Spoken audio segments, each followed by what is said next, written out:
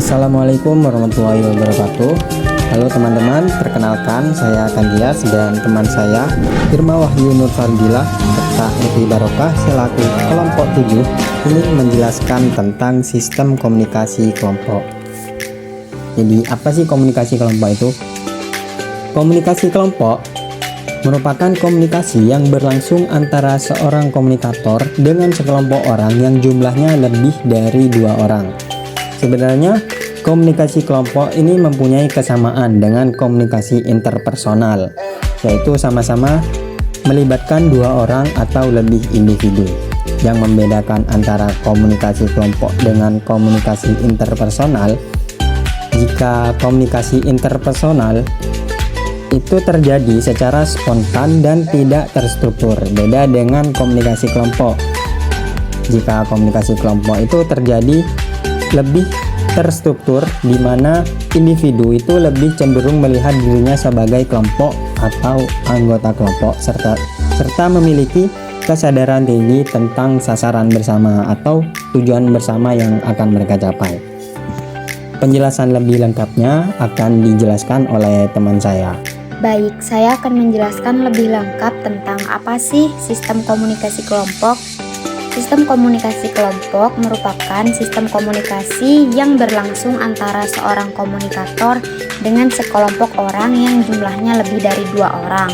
Komunikasi kelompok ini merupakan proses pertukaran informasi, gagasan, dan perasaan antara beberapa orang dalam sebuah kelompok. Ini melibatkan berbagai elemen seperti bicara, mendengarkan, dan berinteraksi dengan tujuan mencapai pemahaman bersama atau mencapai tujuan tertentu.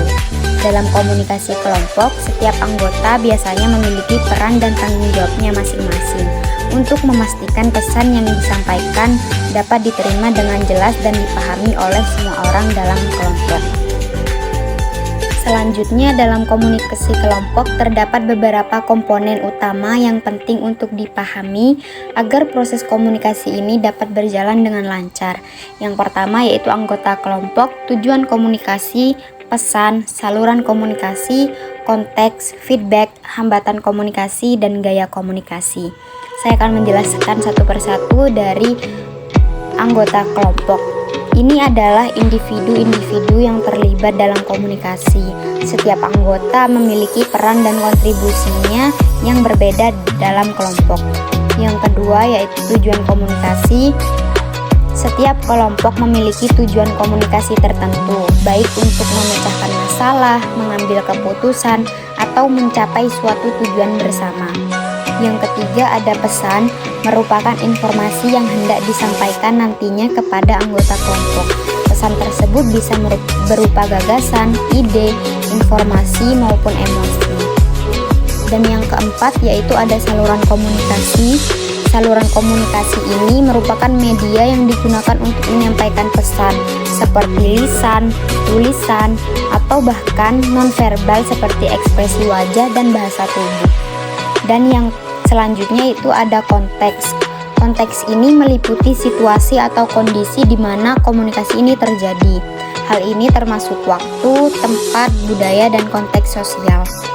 Selanjutnya ada feedback. Ini adalah respon atau tanggapan dari anggota kelompok kita terhadap pesan yang sudah disampaikan tadinya. Feedback penting untuk memastikan pemahaman yang tepat dan mengoreksi kesalahpahaman yang ada. Selanjutnya ada hambatan komunikasi. Ada beberapa hambatan yang bisa mengganggu komunikasi kelompok seperti perbedaan persepsi, pendapat, kebingungan peran, gangguan eksternal, dan banyak lainnya. Memahami dan mengatasi hambatan-hambatan ini sangat penting untuk memastikan efektivitas komunikasi.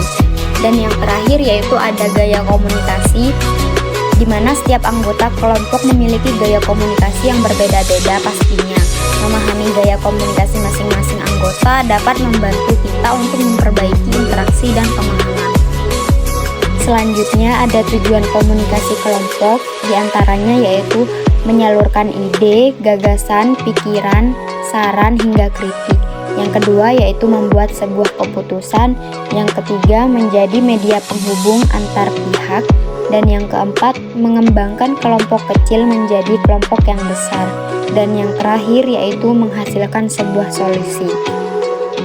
Dalam komunikasi kelompok, terdapat beberapa model komunikasi yang bisa digunakan untuk memahami bagaimana interaksi dan pertukaran informasi terjadi di antara kelompok tersebut. Yang pertama, model linear. Model ini menggambarkan komunikasi sebagai proses yang linear dimulai dari pengirim pesan melalui saluran atau media tertentu dan diterima oleh penerima. Yang kedua, model transaksional. Model ini menekankan bahwa komunikasi adalah proses saling berinteraksi antara anggota kelompok di mana pesan tidak hanya disampaikan dari pengirim ke penerima tetapi juga terjadi pertukaran respon di antara mereka. Yang ketiga, model berbasis sirkular. Model ini menyoroti bahwa komunikasi dalam kelompok cenderung berlangsung secara sirkular daripada linear. Artinya, pesan dapat bergerak dalam berbagai arah di antara anggota kelompok dan tidak selalu dimulai dari satu titik dan berakhir di titik lain. Yang keempat, model interaksi simbolik. Model ini menekankan pentingnya simbol-simbol dan makna dalam komunikasi.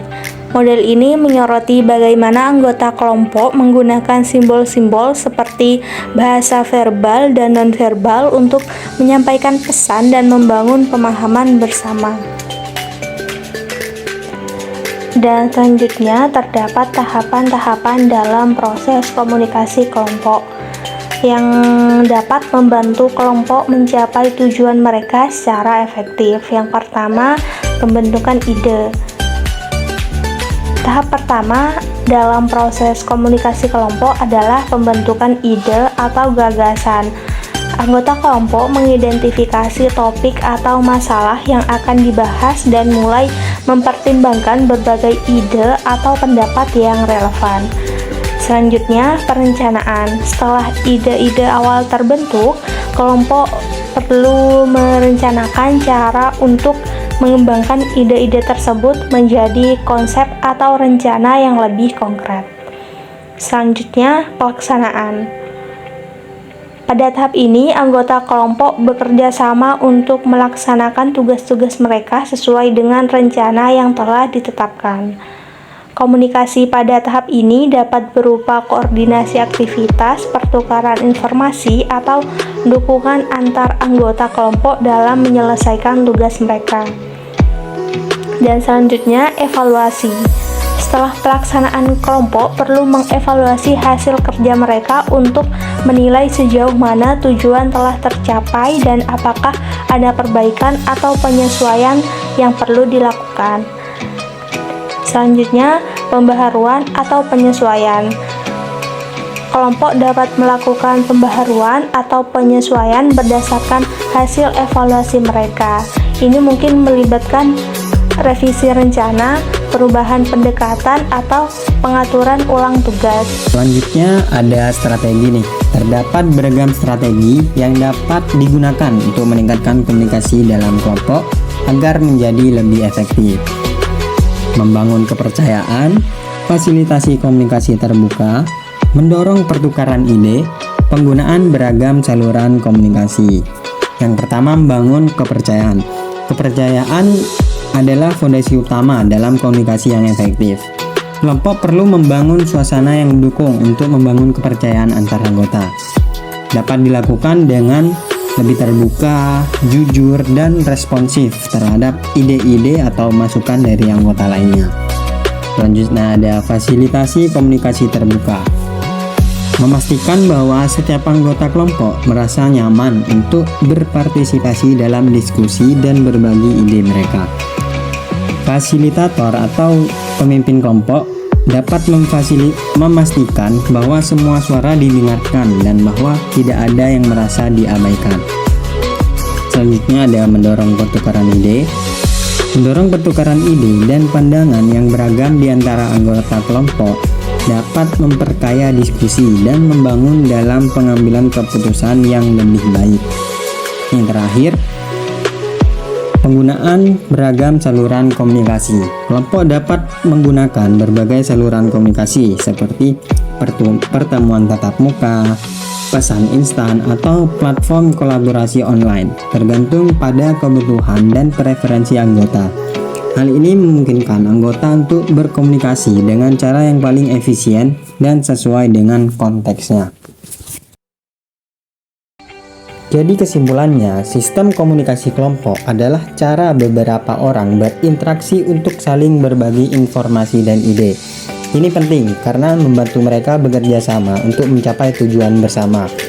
Faktor seperti bagaimana mereka terorganisir, bagaimana mereka berbicara satu sama lain, itu mempengaruhi bagaimana komunikasi itu berjalan. Jadi sistem komunikasi kelompok membantu orang bekerja sama dengan lebih baik.